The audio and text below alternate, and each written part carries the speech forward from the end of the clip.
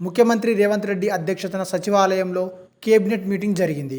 ఈ సమావేశంలో తెలంగాణ కేబినెట్ పలు కీలక నిర్ణయాలు తీసుకుంది. 3.5 గంటల పాటు సాగిన ఈ సమావేశంలో తెలంగాణ కేబినెట్ 200 యూనిట్ల ఉచిత కరెంటు పథకం, 500 గ్యాస్ సిలిండర్ పథకం అమలుకు టీఎస్ను టీజీగా మారుస్తూ తీసుకున్న నిర్ణయానికి ఆమోదం తెలిపింది. అలాగే జయ జయ హే తెలంగాణ గీతాన్ని రాష్ట్ర గీతంగా ఆమోదిస్తూ కేబినెట్ తీర్మానం చేసింది. అదేవిధంగా తెలంగాణ తల్లి విగ్రహం రాష్ట్ర చిహ్నంగా కూడా మార్పులు చేయాలని కేబినెట్ నిర్ణయం తీసుకుంది.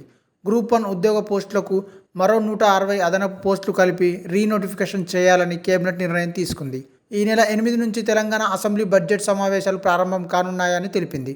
అసెంబ్లీ సమావేశాల సమయంలో 200 యూనిట్ల ఉచిత కరెంటు పథకం, 500 గ్యాస్ సిలిండర్ల పథకం ప్రారంభించనున్నారు. కులగణన చేయాలని కూడా కేబినెట్ నిర్ణయించింది. తెలంగాణ తల్లి అంటే ఒక వ్యక్తి గుర్తించేలా చేశారు. అందుకే తెలంగాణ తల్లిలో కొన్ని మార్పులు చేయాలని నిర్ణయించామని రాష్ట్ర మంత్రి పొంగులేటి తెలిపారు.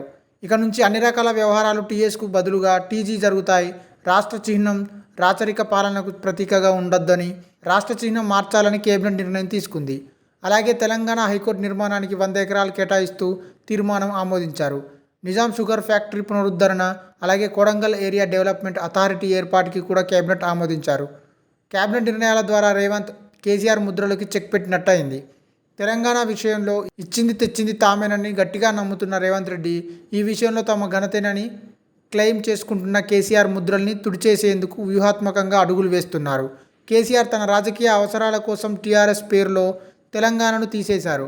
రేవంత్ రెడ్డి మరింత వ్యూహాత్మకంగా తెలంగాణలోనే కేసీఆర్ ముద్రల్ని లేకుండా చేసేందుకు వ్యూహాలు సిద్ధం చేసుకున్నారని తెలుస్తుంది.